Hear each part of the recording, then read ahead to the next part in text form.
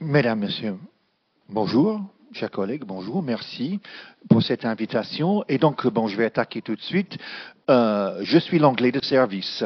Donc, c'est ma langue natale, mais bon, ça fait 45 ans que je suis en France. J'ai appris le français sur le tas. Donc, je parle, quelquefois, il y a des erreurs. Beaucoup, même. Donc, je provoque beaucoup. Je provoque, donc je suis. Donc, je vais poser beaucoup de questions. Donc, je commence avec pourquoi Helsinki. Et donc, on peut avancer. C'est pas mon point fort. Voilà. OK. Euh, non, je suis allé trop loin. Trop loin. Voilà.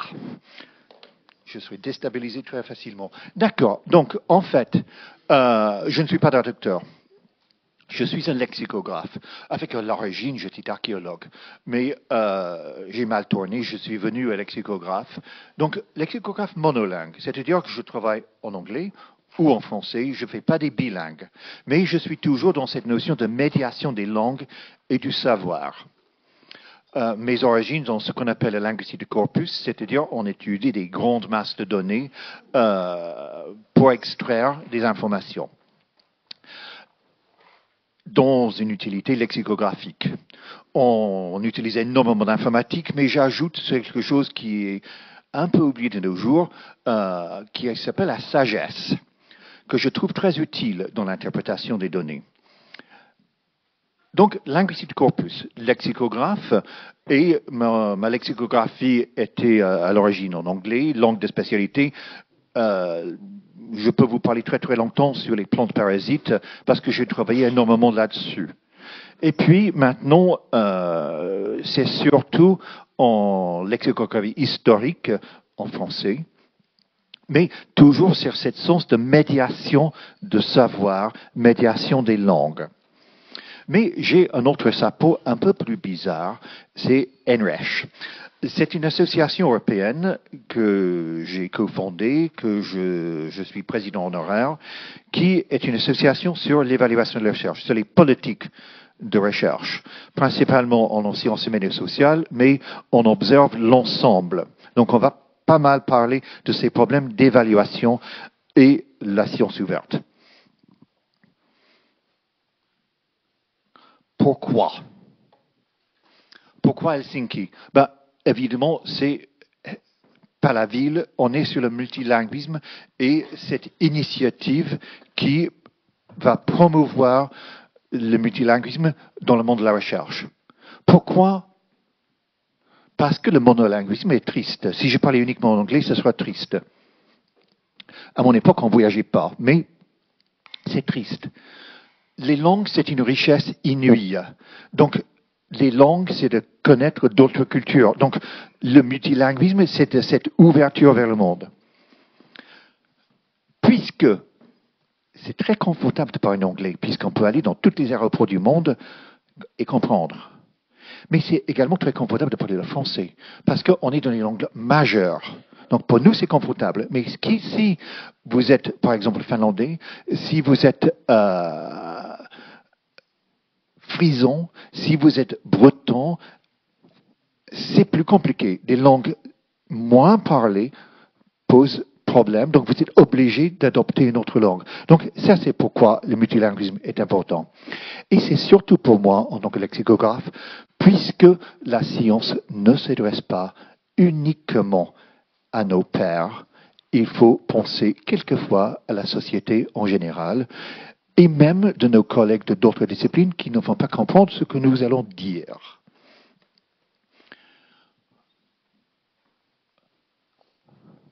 Oups, trop vite. Pourquoi l'évaluation? L'évaluation, c'est parce que nous évaluons en permanence. Nous évaluons des projets de recherche, qui va être financé, qui ne sera pas. Nous évaluons des communications, qui sera publié, qui ne sera pas. Nous évaluons des chercheurs, c'est l'embauche, etc., les promotions, et nous évaluons l'impact sociétal, comment la société va apercevoir ce que nous faisons. Mais, donc, les politiques d'évaluation peuvent être des freins. Et ils sont des freins énormes. Ce que je vais vous montrer, c'est des freins énormes au multilinguisme. Mais c'est aussi potentiellement un outil de valorisation. Donc, il faut voir les deux côtés. La science ouverte. Pourquoi la science ouverte? Je le crois. Je travaille dans la science ouverte depuis avant que la science ouverte s'était ouverte. J'ai toujours aimé ce partage.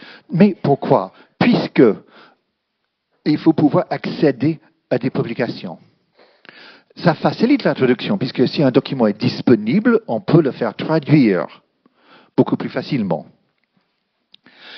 Puisque le partage des données est absolument essentiel de construire une recherche ensemble et donc rester pas uniquement ses choix.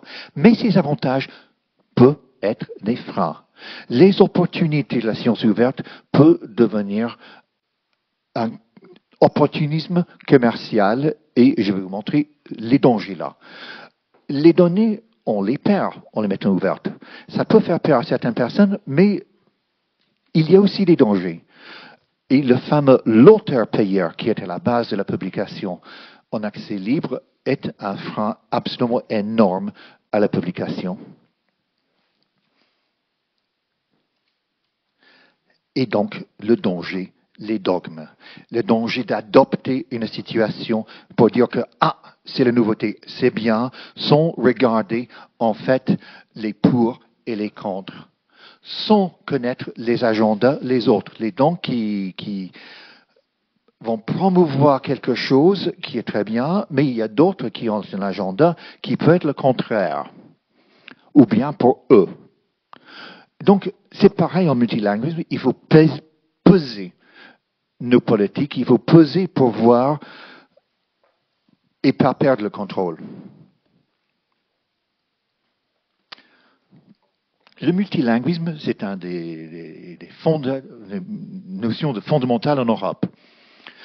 Donc, l'Europe dit dans leur propre documentation 3 objectifs. Il faut communiquer avec les citoyens dans leur propre langue. Cette notion sociétale est là. Il faut protéger la grande diversité linguistique de l'Europe. Tout à fait d'accord. C'est très important.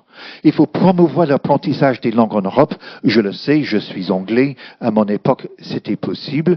C'est largement oublié maintenant, cette richesse. Et au-delà des 24 langues qui sont traduites en permanent par l'Europe, il y a des langues moins parlées en Europe et dans le monde. Donc cette richesse, il faut le préserver. Il faut faire attention, et il faut faire attention à un certain eurocentrisme où on pense uniquement à nos langues, et surtout un ouest-eurocentrisme où on oublie les autres.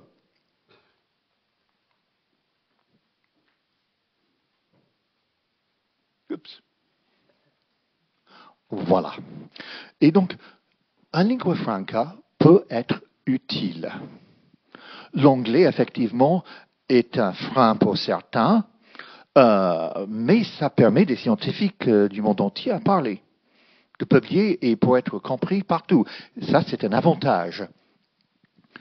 Il ne faut pas oublier d'autres langues, d'autres lingues francas. Le russe est utilisé, employé sur toute l'Europe de l'Est, même si beaucoup ne veulent pas le parler en ce moment. C'est un point qui a été soulevé sur les questions de multilinguisme par un collègue bulgare qui a dit « Oui, je parle russe, mais en ce moment, je préfère pouvoir communiquer en anglais. » Donc, il faut garder, en fait, le fait qu'il y a des populations qui peuvent vivre avec leur science dans leur propre langue.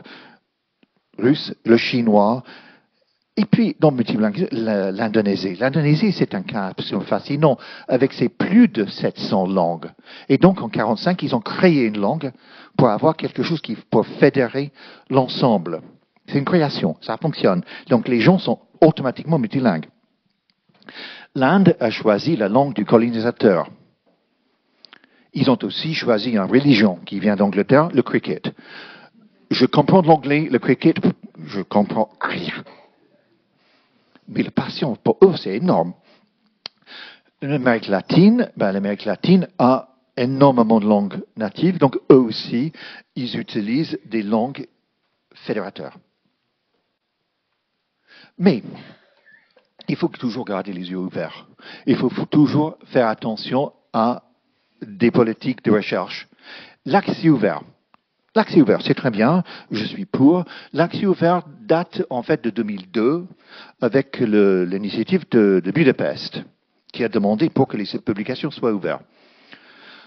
Nous avons des grands succès. On a le Directory of Open Access Journals et de Books, c'est un répertoire qui va promouvoir tout ce qui est en accès ouvert. En France, nous avons notre propre Fonds national de la science ouverte qui aide à la transformation des revues vers l'accès ouvert. J'ai eu l'honneur de travailler avec eux et c'est très important. Mais il entraîne toujours ce problème de l'auteur-payeur. C'est un marché très juteux et c'est un marché de prédateurs. Et donc, on peut facilement être exclu de la publication. La science ouverte est aussi quelque chose de très important. Mais nos données, quelle est la propriété intellectuelle dedans? Qu'est-ce que nous allons perdre en adoptant cette façon d'être ouvert? C'est des questions à poser et donc les questions auxquelles il faut regarder puisqu'on est sur une éthique de recherche qui est en jeu. Oups. Et j'illustre. Beaucoup de mes collègues étaient un peu surpris quand ils ont vu le montant versé à Elsevier pour la publication ouverte.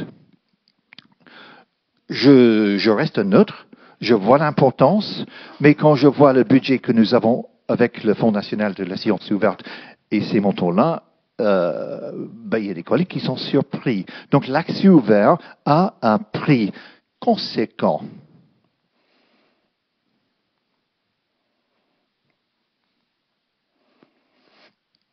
On a un chantage. Si on veut être vu, il faut être publié en ouvert. J'ai eu le cas récemment, un collègue m'a demandé de faire un article, j'ai fait un article avec une jeune collègue. Arrivé à la dernière minute, maintenant je suis retraité, j'ai personne pour payer les 2000 € qui étaient demandés par l'éditeur, donc j'ai dit non. Donc on dit publier en ouvert pour être vu. Donc cette visibilité, c'est une forme de chantage. Oui, c'est knowledge for all, mais il faut pouvoir publier. La médiation est importante. Il faut pouvoir parler à la société. Donc, comme beaucoup de monde, je reçois ces offres tous les jours pour avoir quelqu'un qui allait médier ma recherche pour la rendre lisible par d'autres personnes. Le petit problème, c'est pour un seul article, le coût est en bas. Je pense que je suis capable de communiquer moi-même. Mais ça marque comment qu'il y a un marché. Ils m'ont repoussé, ils ont demandé, mais j'ai dit, mais bon, monsieur, je suis retraité, j'ai plus d'argent. Silence. C'est un marché. Mais tout ce que je vous ai montré jusqu'ici, c'est un monde entièrement, radicalement anglophone. On s'adresse, on ouvre vers la médiation, mais en anglais. Donc, il y a un problème quelque part.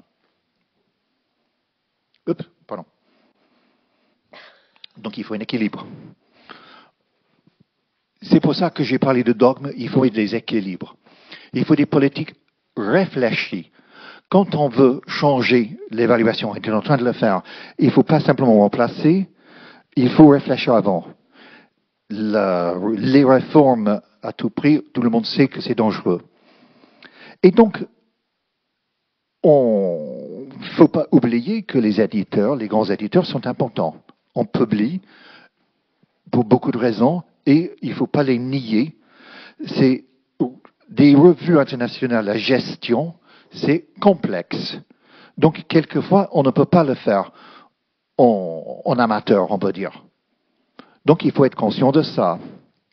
Il faut savoir que quand on publie un bouquin, on a des ouvrages qui sont grand public, il y a des ouvrages académiques, et il y a des ouvrages qu'on appelle hybrides. Je parle de ça puisque, avec mes collègues dans le monde d'évaluation, j'ai des collègues qui disent que dans les systèmes d'évaluation, on va parler uniquement de ce qui est académique. Et je dis, mais c'est pas possible. Puisque, par exemple, en histoire, où s'arrête l'académique et commence le grand public. Donc, ce n'est pas si simple que ça. Et c'est pour ça qu'il faut garder les yeux ouverts. Et donc, il faut pouvoir clarifier ce qui est en libre et ce qui ne l'est pas, et pourquoi on fait ces choix-là. On ne peut pas imposer. Il faut consulter les chercheurs. J'ai toujours dit, parmi les problèmes, c'est que les chercheurs ne sont pas impliqués, les chercheurs de base. Donc, il faut consulter, impliquer les chercheurs. Et il faut aussi préserver nos droits. Voilà, puisque l'évaluation, c'est une bête compliquée. Bon, c'est très important pour moi de différencier tout de suite l'évaluation de la recherche et les classements. C'est deux bêtes totalement différentes. L'évaluation, c'est des études de contrôle, de qualité, etc., pour les fins différents. Les fins peuvent poser problème, ça c'est différent. Les classements sont forcément nocifs. Et c'est quelque chose de purement commercial. Si vous connaissez l'histoire du fameux ranking Shanghai, ça n'avait rien à voir avec la valorisation de la recherche. C'est un certain monde. Donc, c'est des activités de mise en concurrence qui peut être nocive. Bon, si, il joue un rôle, mais on différencie les deux. Et donc, pour nous, quand on parle de l'évaluation, une bonne politique est réfléchie. One size fits all. Modèle unique. Ce n'est pas possible. Mais on le pousse beaucoup dans cette direction-là. Mais ce n'est pas possible. La bibliométrie est très intéressante pour les scientifiques. On ne le nie pas. On ne va pas l'oublier. C'est mal adapté dans d'autres disciplines. Et le grand problème avec la bibliométrie, c'est que c'est anglophone. Point. Donc, il y a un problème qu'il faut adapter les systèmes là. Fit for purpose. Est-ce que c'est vraiment adapté? Ça aussi, les modèles ne peuvent pas être uniques. Il faut adapter les systèmes d'évaluation pour les différentes disciplines. Je sais, puisqu'on a étudié ça, comment les sciences humaines sont mal loties, mais les mathématiques et l'ingénierie aussi. Les systèmes ne prennent pas en compte ces différences. Et je vais parler un petit peu plus de ça. C'est aussi cette question de est-ce qu'ils sont vraiment comparables et ce qu'on perd. Donc, c'est pour ça qu'en 2012, il y a beaucoup de choses qui sont passées en 2012, un groupe de chercheurs a fondé une association qui s'appelle NRESH, European Network for Research Evaluation in the Social Sciences and Humanities. Nous étions au début d'Horizon 2020 et donc nous voulons savoir pourquoi les sciences humaines n'étaient pas là. Et on a vite compris que c'était plus que les sciences humaines. Nous avons rapidement eu une action COST, donc une action de réseautage qui nous a permis de travailler avec des collègues de l'Europe en entier et au-delà. Et maintenant, nous sommes une association qui regroupe des chercheurs en évaluation de recherche, des sociologues, des politologues, mais surtout, nous ne sommes pas simplement des chercheurs sur l'évaluation, nous sommes issus des disciplines, donc en contact avec des réalités. Nous avons des principes qui nous guident, c'est d'améliorer le système d'évaluation, de montrer la valeur ajoutée à la société, cet fameux impact sociétal, aider les chercheurs à m'approprier leur programme de recherche et de promouvoir le multilinguisme. Et en fait, l'initiative Helsinki existe grâce à un collègue d'NRESH qui est Jan Polinen en Finlande, puisque c'est dans nos réunions que l'idée est venue de créer cette initiative. C'est une collaboration entre NRESH, des sociétés savantes finlandaises et les institutions nordiques où la décision a été prise de fonder une initiative pour promouvoir ce multilinguisme pour les moyens de recherche.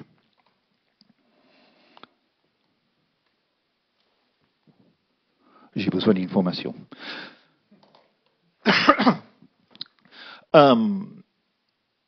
L'initiative d'Helsinki, c'est de soutenir la diffusion.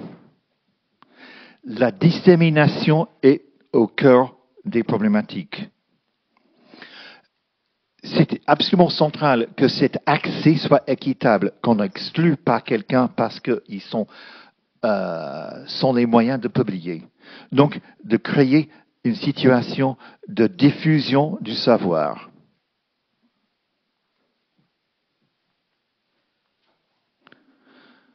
Il faut protéger les structures nationaux. Pas question de tout donner à des très grands éditeurs internationaux. Il faut promouvoir le local aussi, puisque nous publions pour des auditoires différents, même au sein de nos propres disciplines. Donc, il est très important de promouvoir quelque chose qui est un but non lucratif et d'assurer que cette transition vers l'accès ouvert soit réfléchie et que les éditeurs continuent de pouvoir exister.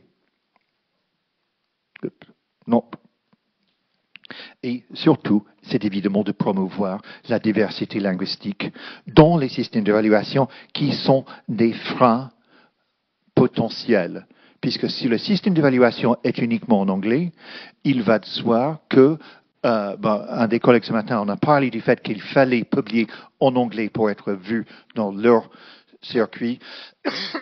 Mais dans certaines sections de CNU, il faut bien publier uniquement en français pour être vu. Donc on est face exactement à la même problématique, peu importe la langue, qu'il faut une ouverture et que le système d'évaluation a un effet. On a parlé aussi ce matin de OpenAlex, où on peut faire des études qui vont montrer en fait les choses dans d'autres langues, mais il faut valoriser les choses dans une autre langue. Donc, il faut un système adapté avec des évaluations par les experts, et quand on utilise des métriques, il faut maîtriser les métriques.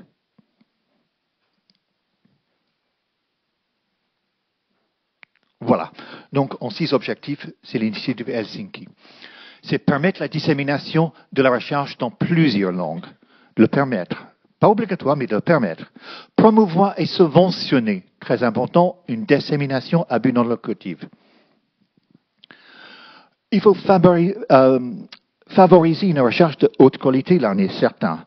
Il faut faciliter cette transition et de préférence en diamond, c'est-à-dire personne ne paye, mais on n'est pas encore là, loin de s'en faut.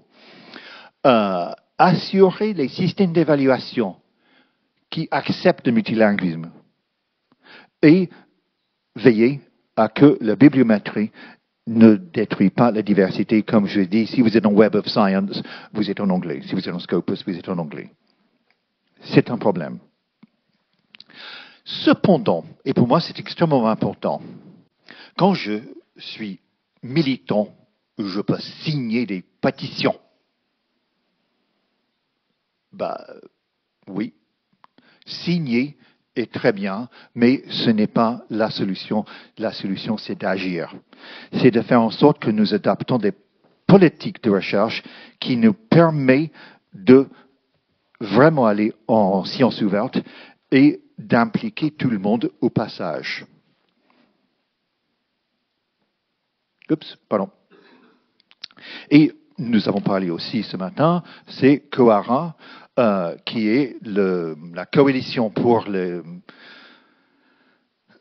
refonte de l'évaluation de la recherche au niveau européen. Il y a plusieurs axes de travail, dont le multilinguisme, dont, en fait, mes collègues d'NUH sont très largement présents. On ne va pas détailler le tout, mais le multilinguisme est très, très actif pour promouvoir cette initiative. COARA est très important, mais ça reste très institutionnel. C'est inévitable, comme toutes les grandes initiatives.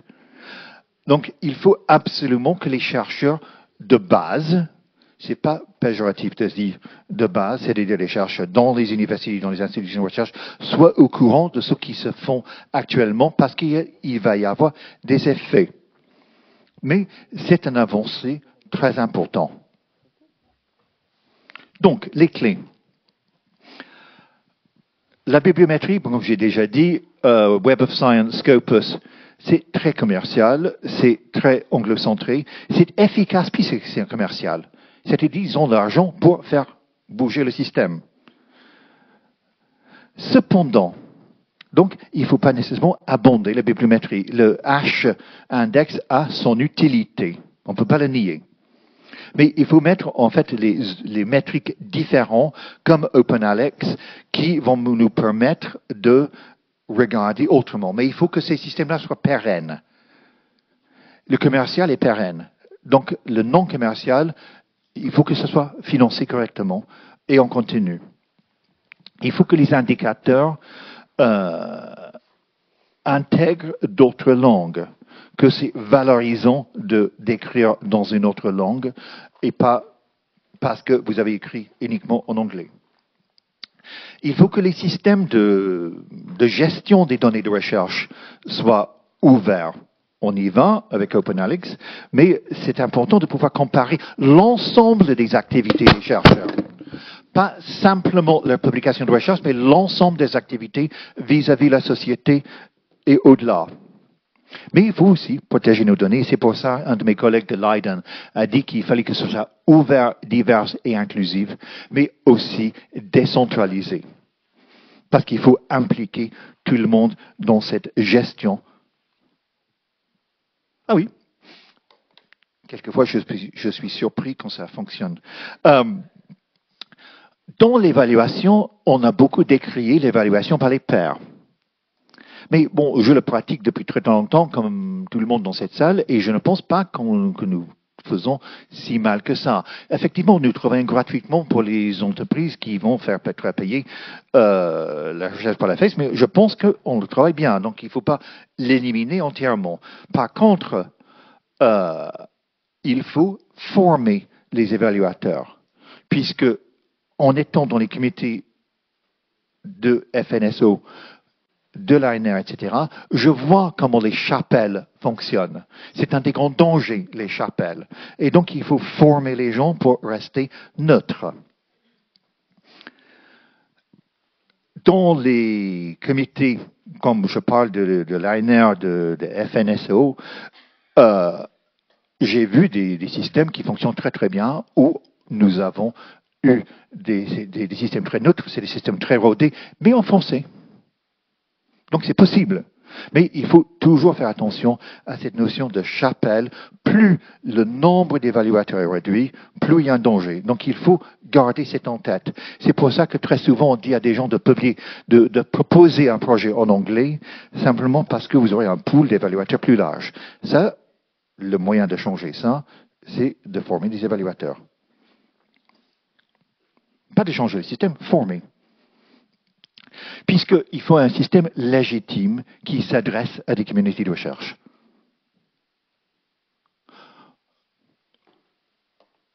Les communautés de recherche, c'est des communautés. Les communautés peuvent être internationales. On me parle de Cielo, la base documentaire pour l'Amérique latine, qui est issue des travaux au Brésil, mais qui fédère les chercheurs dans toute l'Amérique latine et aussi au Portugal et en Espagne. Par contre, quand je parle avec mes collègues brésiliens, ils me disent, mais en fait, la plupart des articles dans Cielo sont en anglais. Les Portugais brésiliens publient beaucoup en portugais. Mais les collègues portugais de Portugal, c'est davantage en anglais. Donc, il faut veiller. Mais ça, c'est simplement le système d'évaluation qui pousse dans un sens. Pour moi, le Québec est vraiment un modèle. C'est un modèle d'excellence puisque, en fait, ils sont entourés d'un monde anglophone. Donc, c'est très important de garder ouvert. Donc, c'est un modèle d'excellence pour cette publication. Et je parle surtout de érudits pour la publication, un modèle pour la publication ouverte. Et pas seulement quand mes meilleurs étudiants travaillent comme conseillers numériques chez eux. Et le troisième, puisqu'on parle de national, c'est la fédération finlandaise, parce que leur site Internet est en 3 langues, l'anglais, finlandais et suédois, puisqu'on ne peut pas être monolingue en Finlande. En tant que touriste, le suédois est drôlement utile pour suivre, puisque le suédois est beaucoup plus compréhensible pour moi que le finlandais. En circulation, c'est marqué stop.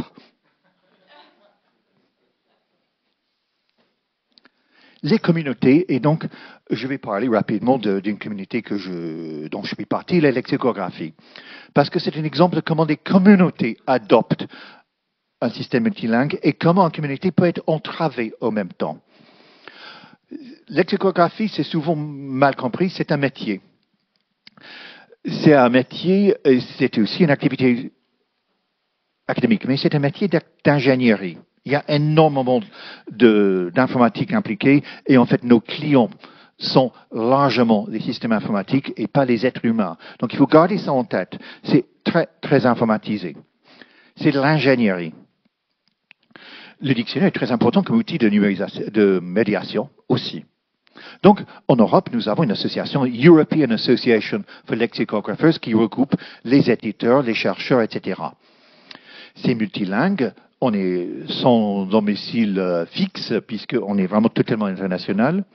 Le président actuel est allemand, le président avant était grec, donc c'est des personnes qui travaillent en grec, en allemand, le prochain sera slovène. Notre communication, on communique dans les congrès. Dans le congrès Euralex, on peut parler la langue qu'on souhaite parler. Point. Parce qu'il y a ce vision du monde et il y a toujours un auditoire. Donc, c'est possible. Après, nous allons publier nos actes. Et nos actes sont multilingues aussi. Absolument pas de problème. Par contre, nos revues sont gérées par Oxford University Press. Et je parlais avec mon ami l'éditeur, puisque dans le passé, on avait des éditions en français ou en espagnol, et l'éditeur ne veut plus, parce que ça coûte trop cher. Et de toute façon, toute la mise en page est pratiquée dans un autre pays. Donc là, on voit des contraintes. Mais il y a une contrepartie à ça. Qu'est-ce qui est valorisé dans l'évaluation? C'est très simple. Les systèmes d'évaluation nationaux n'aiment pas la pluridisciplinarité, on le prêche. Mais la réalité peut être plus compliquée. Mais il gère mal l'ingénierie. C'est-à-dire, un ingénieur, c'est quelqu'un qui publie très rapidement. La technologie, comme on le sait, avance très très vite, donc nous sommes surtout dans la publication des congrès. Mais l'évaluation préfère des revues. Donc, on voit bien que notre problème, c'est le mode de publication n'est pas accepté par le système d'évaluation. Et aussi, c'est une communauté internationale qui pose une autre difficulté puisque toutes les politiques de financement sont nationales. Donc, ce n'est pas nécessairement évident.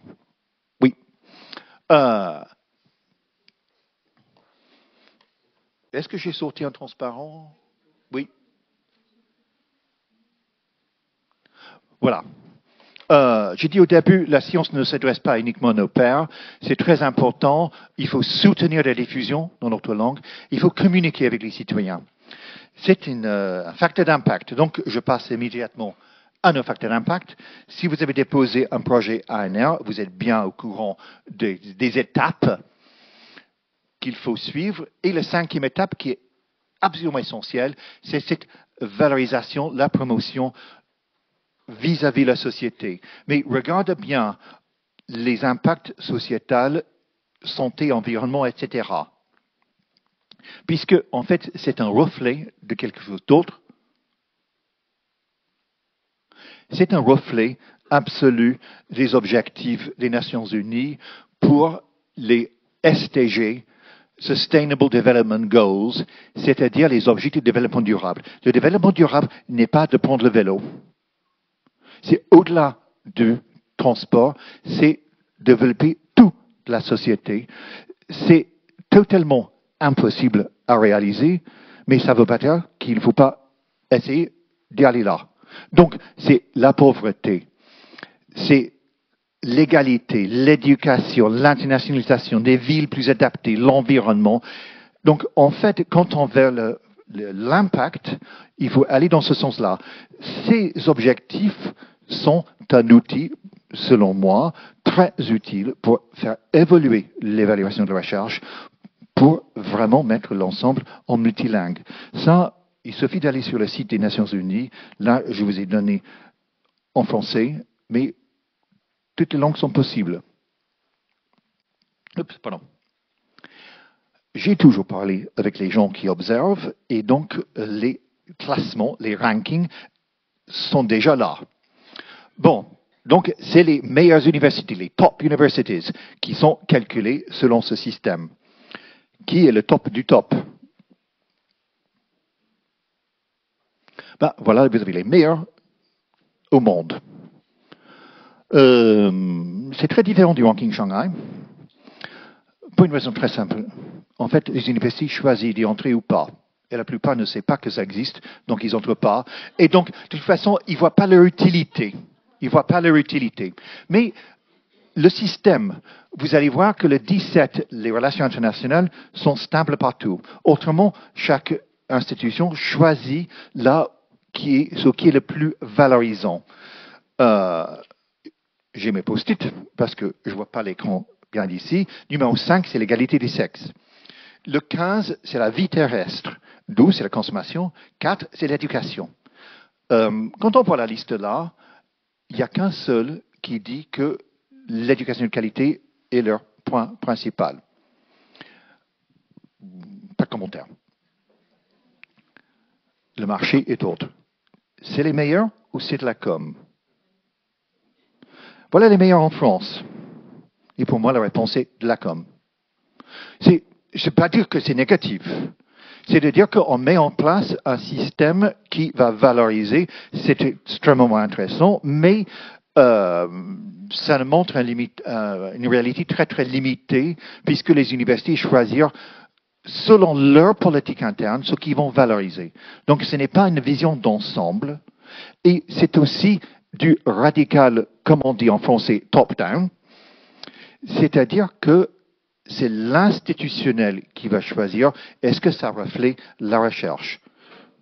D'où un projet que je suis en train de mener avec une collègue qui est présente, avec l'Université de Minho au Portugal, sur l'ODD dans leur projet de recherche. C'est un groupe de recherche dans les sciences humaines et sociales, très important dans la faculté.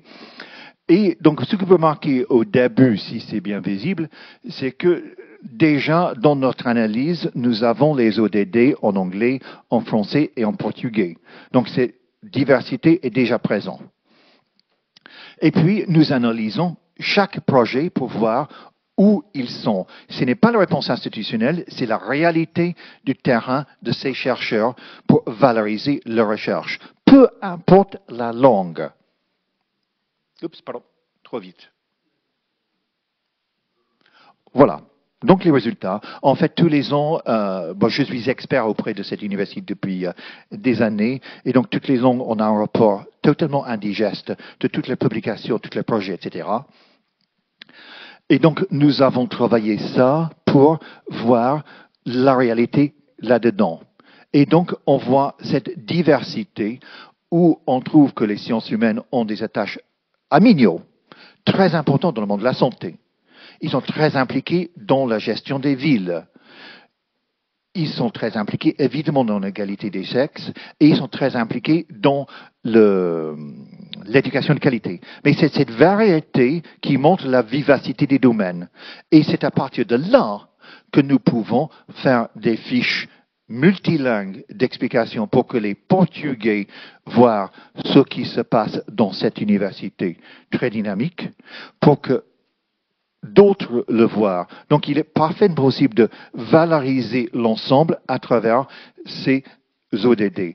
Pour le faire, il faut analyser. Je peux vous assurer que l'intelligence artificielle est déjà là. Et on peut vous proposer une analyse automatique des données. Mais l'analyse automatique des publications se heurte à un problème très simple.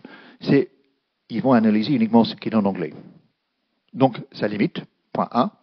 Et point 2, c'est une réponse sans la sagesse d'analyse, de voir comment on va promouvoir et comprendre ses propres recherches. Donc, il faut parler avec les chercheurs. Et ça, c'est notre objectif, de montrer comment on valorise la recherche de manière multilingue et qui veut dire qu'on est préparé pour le dépôt des projets. Pour ce faire, donc, il faut former les chercheurs pour que les chercheurs savent ce que c'est les ODD. Je fais partie d'un laboratoire d'histoire où on m'a expliqué que maintenant on prend le vélo pour aller au boulot. D'accord, mais c'est bien au-delà de ça. Donc il faut comprendre exactement ce dont on parle. Il faut ouvrir un débat. L'implication des chercheurs est vitale. Le débat sur le projet et leur publication, pour voir ce qu'ils font, ce qu'ils cachent, parce qu'ils ne voient pas que l'importance est là. Il faut faire des analyses avisées pour mettre en valeur la recherche. Il faut valoriser les travaux, comme je l'ai dit, par les fiches multilingues pour communiquer auprès de la société ce qui se passe dans ces institutions. Il faut lier les médiations, évidemment, puisqu'on a le moyen de le faire, avec les articles, parce que les personnes veulent consulter l'article, puisque l'article est disponible en accès ouvert, peut le voir. Il faut mettre en place des réflexions avant le dépôt de projet. Je fais avec ma collègue une formation pour le dépôt des projets ANR et c'est absolument phénoménal de voir les collègues démarrer avec leur budget, ce dont on a besoin de faire le boulot, au lieu de démarrer avec les objectifs. Donc, il faut pouvoir mettre dès le début cette notion de sociétale dans nos projets. Et effectivement, il faut encourager la traduction parce que ça, c'est la médiation, que ce soit par des résumés ou par d'autres fiches, pour que la société puisse décider ce qu'il veut et pas lire. Je pense être dans les temps. Oups, pardon. Donc, avant de remercier. Voilà. Quelques préconisations et quelques lubies. Moi, je suis convaincu que Nature, The Lancet sont des revues extrêmement importantes. Mais pourquoi pas avoir un Nature ou un Lancet multilingue? C'est possible. Pour moi, c'est possible. Donc, il faut pouvoir faire des revues qui sont valorisantes, qui peuvent être multilingues. Il ne faut pas dire que tout le monde doit lire l'anglais, puisque j'ai fait à maintes reprises que lors des réunions, combien de personnes ici parlent français? Tac, tac, tac, tac, tac. D'accord? Donc on fait la réunion en français. C'est possible. Donc il faut oser parler d'autres langues. Pour le faire, il faut réparer des communautés pour valoriser des communautés valables. Il faut des responsables de ces revues qui sont non politisés. C'est pas parce que vous êtes un copain de quelqu'un, mais vraiment des gens qui vont représenter, qui vont travailler pour la représentation de cette publication. Si c'est compatible avec le Web of Science et Scopus, pourquoi pas? On n'est pas contre. Mais c'est de faire évoluer le Web of Science qu'ils acceptent ce qui est multilingue. Le facteur d'impact, pourquoi pas? Mais ce n'est pas une contrainte, il faut dire simplement pourquoi pas. Et il faut surtout que tout ça soit en accès ouvert. Et simplement mon lubie à moi, parce que je viens de terminer un bouquin qui est multilingue et ça a failli me tuer, parce que publier en multilingue, c'est de pouvoir gérer le turc, le chinois, et j'en passe, pour le mettre ça en format, parce que l'accès ouvert, c'est souvent nous qui font tout le travail. Donc, la tech m'a tué. C'est pour ça que je parle de XML, simplement parce que l'XML, même si je suis navré, c'est mon monde de travail, je suis en humanité numérique, donc je travaille en XML, c'est simplement de dire que les données de recherche doivent être interchangeables, quand nos publications doivent être réutilisables et visibles dans beaucoup de systèmes. C'est ça que je plaide. Ça, c'est mon lubie personnel. Donc, je passe aux remerciements. Je remercie mon collègue Janne Polonen, qui est, si vous suivez les travaux de Kohara et les webinars qui ont lieu toute semaine sur le multilinguisme, c'est quelqu'un de très, très actif. Je remercie ma collègue Emmanuelle Pinsec qui est ici, puisqu'elle est une consultante en responsabilité sociétale des entreprises et des universités, et aussi une spécialiste en ODD. Et c'est elle qui m'a appris comment c'était en ce système, et comme c'est avec elle que je fais ce travail à Mignot. Je remercie elle se cache là, ma collègue de Grenoble. Je remercie l'Académie et je remercie vous pour votre patience. Merci.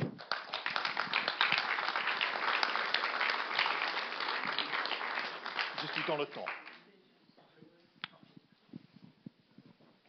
Je le passe. On a peut-être le temps pour une question. Oui, au fond de la salle. Vous avez le micro ? Prenez le micro. Prenez un micro. Prenez un micro. Non, parce que c'est enregistré.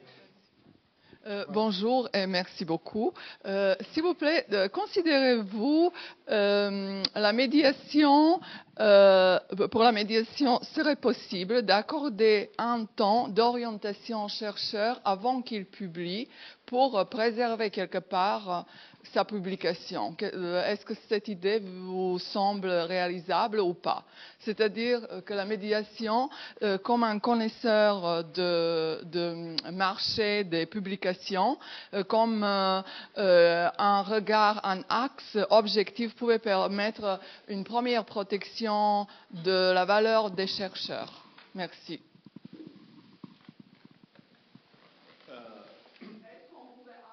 Et cela comme une des ouvertures vers la médiation avant la publication. Oui. Merci beaucoup. Oui, et je dirais que la notion de multilinguisme, c'est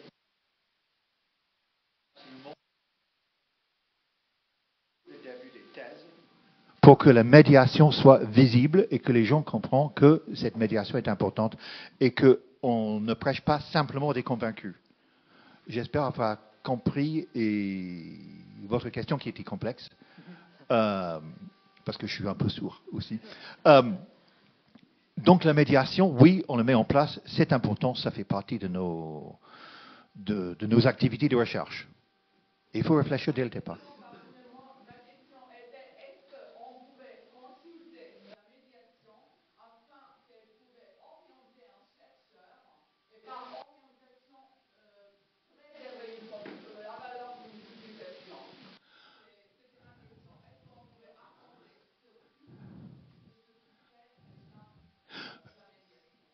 Je me méfie de mots orientés. Donc, je ne sais pas comment répondre sur le mot orienté. C'est pour ça que j'ai dit c'est une question d'éveil. C'est effectivement de savoir que la médiation est nécessaire et dès le départ de regarder, quand j'ai parlé des ODD, dès le départ de la recherche, d'être conscient que nos recherches ont un effet sur la société. Et pas simplement quelque chose de fictif où on va remplir des cases. Il faut un blog, coché, j'ai un blog.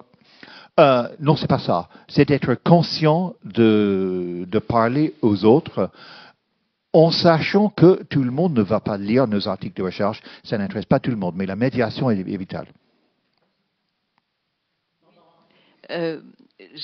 J'ai adoré vous entendre parce que vous donnez évidemment la bonne direction, la bonne impulsion angélique. C'est-à-dire que je me demande si vous êtes bien conscient du gap, si j'ose dire, avec le réel auquel se cognent tous les chercheurs.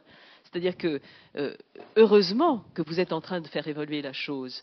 Mais pour l'instant, la langue maternelle de l'évaluation, la langue maternelle de l'expertise, c'est le globish. C'est pour ça que j'ai dit dès le départ, pourquoi, puisque l'implication des chercheurs, je suis très très conscient. Je dis, pour le multilinguisme, j'ai organisé une présentation de mon collègue Jan Polinen récemment et il y avait très très peu de monde qui était là pour écouter parce qu'ils ne voyaient pas l'intérêt. C'est des chercheurs dans les sciences humaines, ils ne voyaient pas l'intérêt. Donc oui, je prêche et en fait, NRESH, c'est pour agir.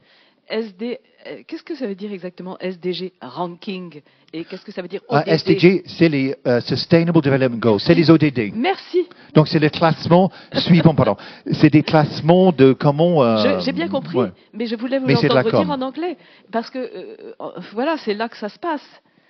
Oui, mais c'est aussi. Vous parlez de SDG ranking. Oui, c'est un problème de. Moi, j'avais mis dans les transparents au début Lost in Translation, puisque développement durable pour beaucoup de monde est trop limité.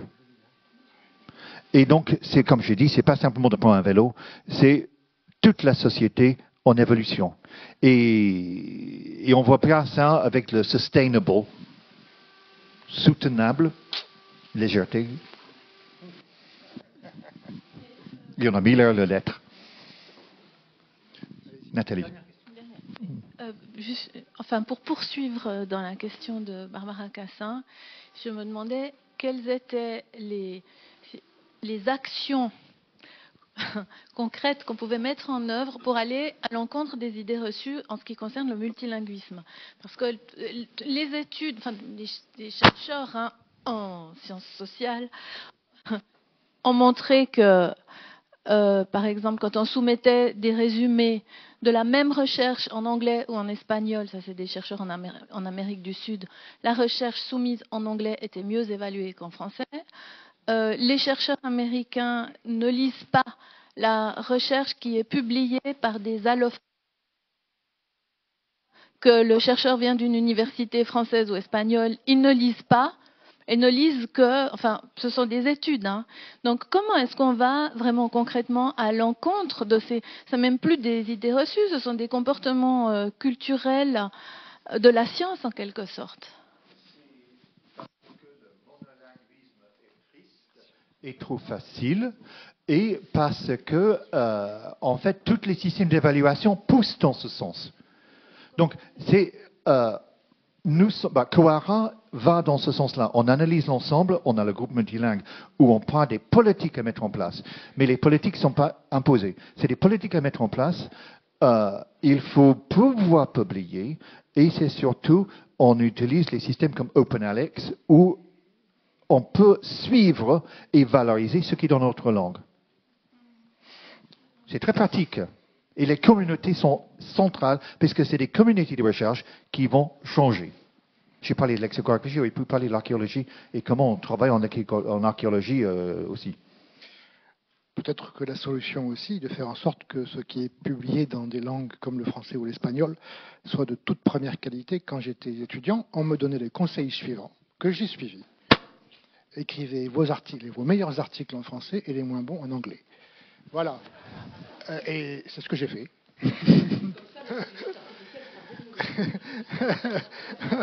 Voilà. Merci beaucoup. Je vous remercie. Un grand merci. Donc, nous allons passer maintenant à Rémi.